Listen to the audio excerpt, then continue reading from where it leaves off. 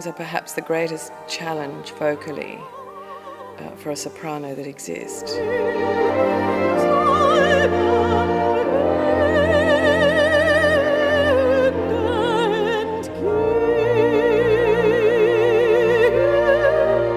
After all the intense and dramatic musicality of those huge operas like Salome that he started with, that when he came to the last years of his life, he sort of reverted to an almost Mozartian simplicity in the vocal line.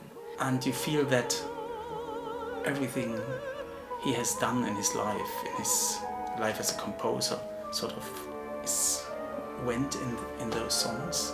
September is a very beautiful and melancholic song about the end of summer, really the death of summer, and how all those beautiful things we love about summer are just slowly closing down.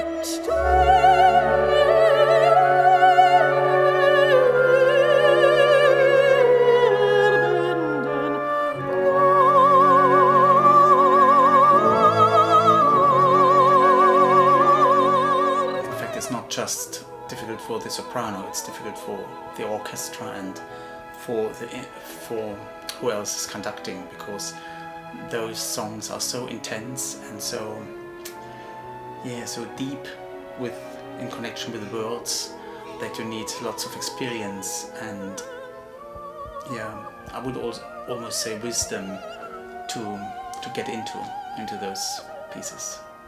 I can't explain to you the feeling of having that superb orchestration supporting your voice. Trying to sing these songs with piano, I think, is almost impossible. Perhaps as a really young, flexible voice you can do that, but I personally believe that you really need this huge Rolls Royce of an instrument underneath you, that sort of just takes off with you, and you feel as though you can fly with all of that richness and support. You feel you've got something to actually lean the voice on, and it keeps it buoyant somehow.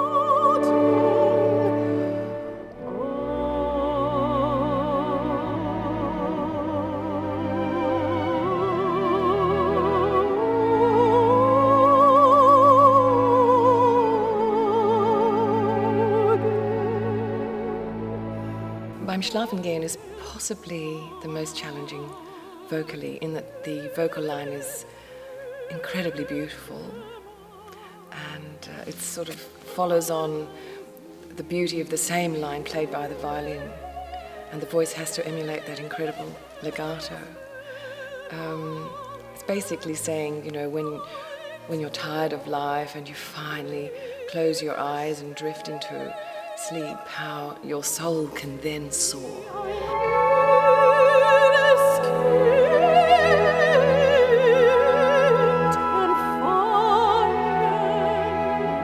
Somehow these songs represent a transcendence of all of the ugliness of humanity, because they certainly do, for me, have an incredible sort of inspiring spiritual quality. You can't help but feel the hair stand up on your neck when you hear them. They somehow move you into, it's almost like a world between earth and the spirit world.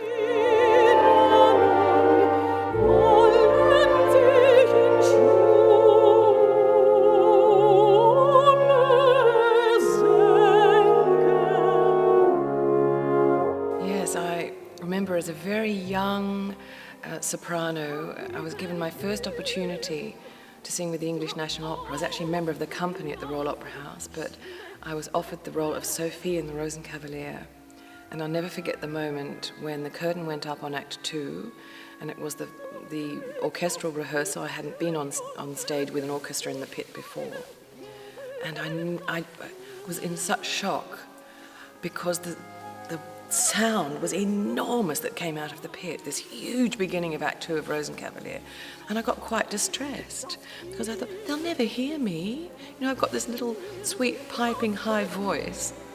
So I sort of got used to the idea that if I just sang my normal way, it would be okay. So that was my first experience of Strauss's orchestrations. Rosenkavalier is definitely one of the peak of Richard Strauss operas. early written in his life, and a result of the wonderful collaboration between the text writer Hugo von Hofmannsthal and Richard Strauss. And I mean, it's the world on the stage. So I played the young, virginal girl Sophie, who was going to be the bride of Ox. And it's like that was one bookend to my career. And then time went by and my voice matured and got richer. And of course, I couldn't sing Sophie anymore. I never sang Octavian, because that's a big mezzo-soprano role, really. Some sopranos have done all three, but I missed that out. So I had a period of about 10 or 15 years where there was no Rosenkavalier. And then I was asked to sing the Marschallin, and that then became the other bookend to my Strauss career, singing the Marschallin in Rosenkavalier with the E&O again, with the Royal Opera, with the Wiener Staatsoper, so all over the world really. And I think it's perhaps the role that I have the most profound affection for. It's the most superbly written role, and the tremendous understanding of the psyche of a woman from Strauss and Hugo von Hofmannsthal, the librettist, is, I think, remarkable.